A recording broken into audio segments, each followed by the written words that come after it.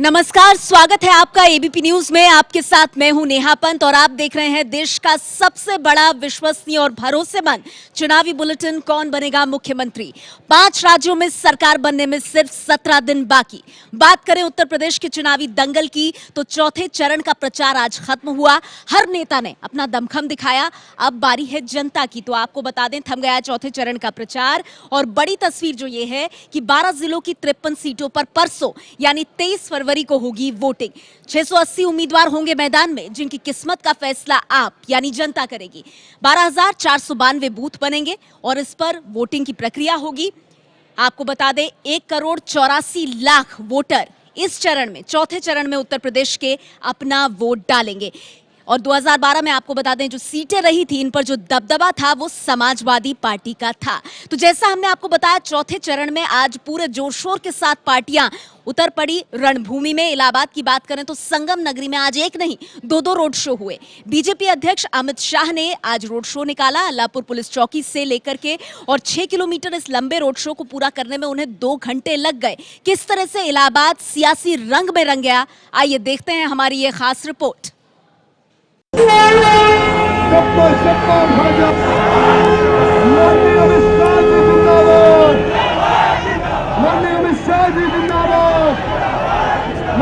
संगम के इस शहर में सड़क पर समर्थकों का सैलाब उमड़ा हुआ है। ये नजारा है बीजेपी के अध्यक्ष अमित शाह के रोड शो का। संगम नगरी इलाहाबाद में आज 2 रोड शो हो रहे हैं। उसमें से एक रोड शो है बीजेपी के राष्ट्रीय अध्यक्ष अमित शाह का। आप मेरे पीछे तस्वीरों में देख पा रहे होंगे कितनी जबरदस्त भीड़ उमड़ी है अमित शाह के इस रोड शो में। एक ट्रक को, जिसको रथनुमा शक्ल दी गई है, उस पर सवार होकर अमित शाह और बीजेपी के प्रदेश अध्यक्ष केशव मौर्य यहाँ स्थानीय लोगों का अभिवादन कर रहे हैं। अमित शाह के रोड शो वाले रथ पर यूपी बीजेपी के अध्यक्ष केशव प्रसाद मौर्य और स्थानीय उम्मीदवार भी सवार थे। 6 किलोमीटर लंबे इस रोड शो को कवर करने के लिए हमारे संवाददाता रक्षित सिंह रथ पर सवार हो गए, जिन्हें बार बार अमित शाह भीड़ दिखाने को कह रहे थे। बीजेपी पार्टी अध्यक्ष अमित शाह जी को आप देख सकते हैं कि आज अमित शाह जी इलाहाबाद की सड़कों पर निकले हैं और जन सैलाब आपको देखते ही नजर आएगा। और पीछे की तरफ आप देख सकते हैं कि कितना लंबा रोड शो है। और सबसे अहम बात यही कि पूर्वांचल, जो कि बीजेपी का गढ़ माना जा रहा है, जहां से बीजेपी को बड़ी संख्या में बढ़त मिलने की उम्मीद है, वहां पर आज अमित शाह जी यहां पर रोड शो निकाल रहे हैं। और जहां तक आपकी नजरें जाएंगी, वहां तक आपको भारतीय जनता पार्टी के झंडे नजर आएंगे। भीड़ को देखकर अमित शाह और केशव प्रसाद मौर्य के चेहरे की खुशी छिपाए नहीं छिप रही थी। केशव प्रसाद तो इतने उत्साहित हुए कि नया नारा गढ़ दिया। 6 किलोमीटर लंबा रोड शो है। केशव प्रसाद मौर्य जी और अमित शाह जी यहाँ पर मौजूद हैं और केशव प्रसाद मौर्य जी और अमित शाह जी के चेहरे की खुशी आपको देखते ही नजर आएगी। और उसकी वजह है ये पब्लिक, ये जन सैलाब जो सड़कों पर उमड़ा है। केशव जी, किस तरीके का रेस्पॉन्स देख रहे हैं पब्लिक का? कोई नहीं है टक्कर में, क्यों पड़े हो चक्कर में, कमल का फूल खिलने जा रहा है। भारतीय जनता पार्टी में पूरा इलाहाबाद हो गया है। 23 फरवरी को जिस इलाके में वोटिंग हो रही है, उस इलाके में इलाहाबाद सबसे बड़ा जिला है। सिद्धार्थ नाथ सिंह, नंद गोपाल नंदी समेत बीजेपी के कई दिग्गज इस जिले में इस बार ताल ठोक रहे हैं। इलाहाबाद एक समय कांग्रेस का गढ़ हुआ करता था, बाद में ये समाजवादी पार्टी का गढ़ हो गया और अब बीजेपी इस गढ़ पर कब्जा करने की कोशिश कर रही है। इलाहाबाद की 12 विधानसभा क्षेत्रों में हर सीट पर बीजेपी सीधे तौर पर कांग्रेस और समाजवादी पार्टी से टक्कर में है। संगम के इस शहर में प्रचार का शोर अब थम चुका है। रोड शो में ताकत दिखाने का वक्त भी बीत गया है। अब परसों वोटिंग होनी है, जिसमें जनता तय करेगी कि संगम के शहर पर राज कौन करता है। आज मुख्यमंत्री अखिलेश यादव और राहुल गांधी का भी रोड शो इस इलाहाबाद में हो रहा है। अब देखना यही होगा कि जिस बीजेपी के पास इलाहाबाद में 12 में से एक भी सीट नहीं है, क्या इस बार उसकी तस्वीर यहां पर बदलती है, क्या बीजेपी की तकदीर बदलती है।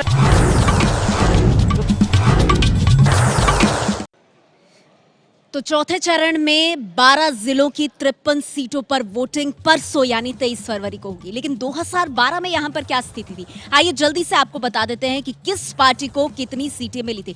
दरवाजा खुला, समाजवादी पार्टी को बता दें 24 सीटें मिली थी 53 सीटों में से, यानी दबदबा एसपी का रहा था साफ तौर पर। दूसरा दरवाजा खुलता है, नरेंद्र मोदी बाहर आते हैं, इनकी पार्टी को 5 सीटें मिली थी, सिर्फ 5 सीटें चौथे चरण की 53 सीटों पर। तीसरा दरवाजा खुलता है, देखिए मायावती बाहर आती हैं, बीएसपी को मिली थी 15 सीटें। तो ये तस्वीर रही थी 2012 की। बीएसपी 15 सीटों के साथ दूसरे नंबर पर रही थी। कांग्रेस पार्टी को 6 सीटें, आपको बता दें 6 सीटें कांग्रेस पार्टी को मिली थी इस चौथे चरण में जो अब चुनाव होने जा रहे हैं 53 सीटों पर। 2012 का हम आपको आंकड़ा दिखा रहे हैं, लेकिन परसों तस्वीर कितनी बदलेगी, अन्य के खाते में गई थी 3 सीटें। तो ये बड़ी तस्वीर आप देख रहे हैं जो 2012 की थी, अब 2017 में कितनी बदलेगी इस पर सबकी नजर होगी।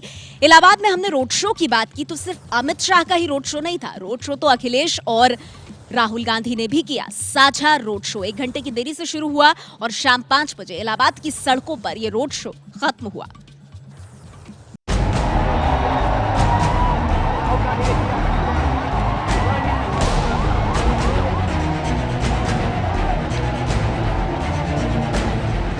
राहुल और अखिलेश ने संगम नगरी में अपने रोड शो की शुरुआत की महात्मा गांधी की मूर्ति पर माल्यार्पण करने के साथ। तय समय से करीब 1 घंटे की देरी से दोनों नेता रथ पर सवार हुए और फिर शुरू हुआ संगम के शहर में वोट के लिए रोड शो। दोपहर 2:32 का वक्त है। राहुल गांधी और अखिलेश यादव अपने विजय रथ पर सवार हो चुके हैं। इसी रथ पर सवार होकर के अब ये पूरा रोड शो होगा। हालांकि 1:15 का वक्त दिया गया, तो फिलहाल देख सकते हैं कि अखिलेश यादव और राहुल गांधी विजय रथ पर सवार हैं, लोगों का अभिवादन स्वीकार कर रहे हैं। 7 से 8 किलोमीटर का ये सफर पूरा करते करते 2.5 घंटे का वक्त लग गया। इस दौरान लोग राहुल और अखिलेश की तस्वीरों को अपने कैमरे में कैद करते दिखे। घर की छतों पर लोग दोनों नेताओं को देखने के लिए खड़े थे। राहुल और अखिलेश भी हाथ हिलाकर लोगों का अभिवादन करते और रथ तेजी से मंजिल की तरफ बढ़ता जाता। राहुल गांधी और अखिलेश यादव रथ पर सवार हैं। लगातार लोगों से यही कह रहे हैं आप आगे बढ़ते रहो। और यहाँ पर जो महिलाएं हैं, जो लोग पहुंचे हुए हैं, वो फूल पुष्प वर्षा भी कर रहे हैं। तो राहुल गांधी ने एक माला कैच किया है और वापस समर्थक के पास में पहुंच दिया है। इलाहाबाद जिला समाजवादी पार्टी का गढ़ माना जाता है और इसी गढ़ को बरकरार रखने के लिए प्रचार के आखिरी वक्त में राहुल और अखिलेश ने साझा रोड शो किया। शांति का प्रतीक कबूतर अखिलेश यादव ने उड़ाया और अब राहुल गांधी उड़ा रहे हैं। यूपी के इस चौथे चरण का प्रचार खत्म हो रहा है।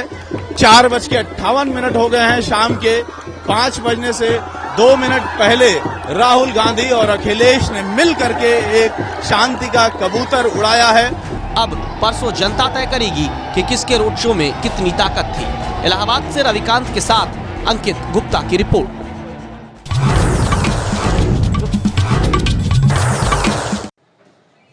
और आइए अब आपको ये बता देते हैं कि परसों जो वोटिंग होने वाली है, उत्तर प्रदेश के किन जिलों में परसों वोट डाले जाएंगे। तो जिन जिलों में 12 जिलों में वोट डाले जाएंगे, उन 12 जिलों में इलाहाबाद आता है। इलाहाबाद की 12 सीटों पर वोटिंग होगी। इसके अलावा रायबरेली में भी परसों वोट डाले जाएंगे चौथे चरण में।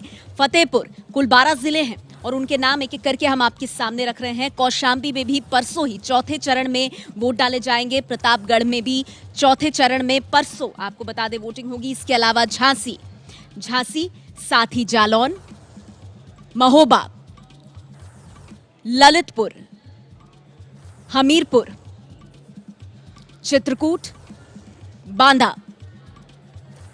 तो ये वो 12 जिले जिनकी 53 सीटों पर परसों वोटिंग होगी। अब आपको बता दें क्योंकि प्रचार हुआ आज और शाम 5 बजे खत्म हुआ, तो लालू प्रसाद यादव भी उत्तर प्रदेश के रण में कूद गए।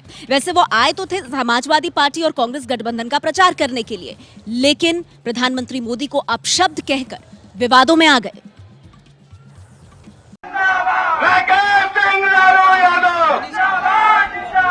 जिंदाबाद के नारों के बीच रायबरेली की रैली में पहली बार समाजवादी पार्टी और कांग्रेस गठबंधन के लिए प्रचार करने पहुंचे लालू प्रसाद यादव।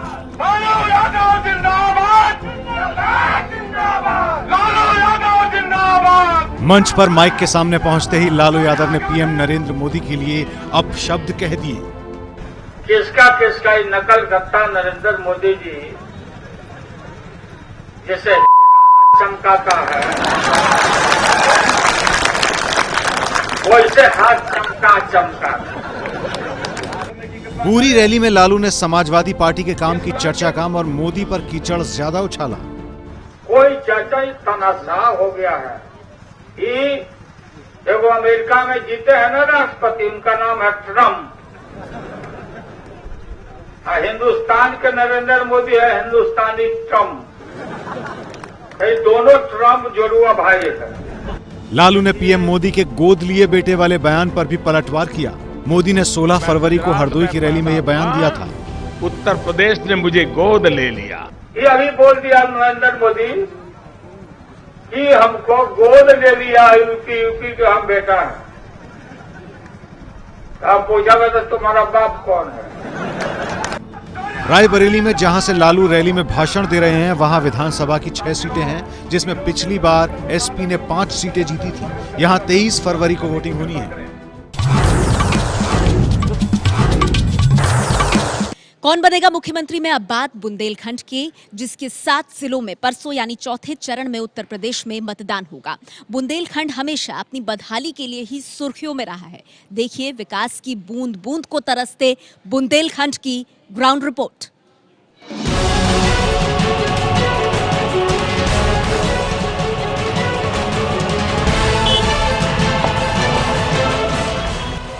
विकास की बूंद बूंद को तरसता बुंदेलखंड।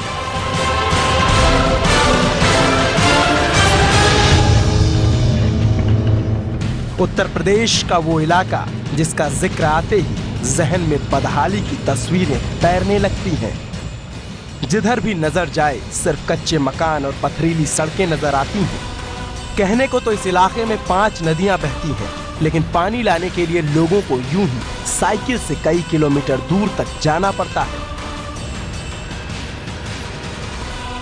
बुंदेलखंड के 7 जिलों झांसी, महोबा, ललितपुर, हमीरपुर, चित्रकूट, बांदा और जालौन में 23 फरवरी को वोटिंग होनी है। चुनाव के समय नेता यहां आते जरूर हैं और विकास का सपना दिखाकर चले जाते हैं। आज हमारे संवाददाता विजय विद्रोही इसी बुंदेलखंड की वो बदहाल तस्वीर दिखाएंगे, जिससे शायद हुक्मरानों के कानों पर जू रेंग जाए। हम उत्तर प्रदेश के बुंदेलखंड इलाके में हैं। यहाँ 1 नहीं 2 नहीं बल्कि 5 नदियाँ बहती हैं, चंबल से लेकर यमुना तक। लेकिन एक रिपोर्ट के अनुसार यहाँ के 30 लाख किसान पलायन कर चुके हैं। 2005 से लेकर 2015 के बीच यहाँ 4000 किसानों ने आत्महत्या की। 5 नदियाँ और 4000 आत्महत्या। बुंदेलखंड में 5 नदियां होने के बावजूद यहाँ सबसे बड़ी समस्या पानी की है। सूखे की वजह से झांसी के मंडौरी गांव के परशुराम ने पिछले साल 19 जून को अपनी खेत की मुरझाई फसलों पर आखिरी बार नजर डाली और बदहाली की जिंदगी से बेहतर मौत को गले लगाना समझा। कर्ज था, पहले बहू खत्म हो गई तो 4-5 लाख रुपए का कर्ज था। इसके बाद का नाम 7 जुलाई की शादी निकली थी, तो 19 जून में फांसी लगा ली। परशुराम अकेले ऐसे किसान नहीं हैं जिन्होंने इस इलाके में आत्महत्या की हो। नेशनल क्राइम रिकॉर्ड ब्यूरो के आंकड़े बताते हैं कि 2005 से 2015 के बीच बुंदेलखंड में करीब 4000 किसानों ने आत्महत्या की है।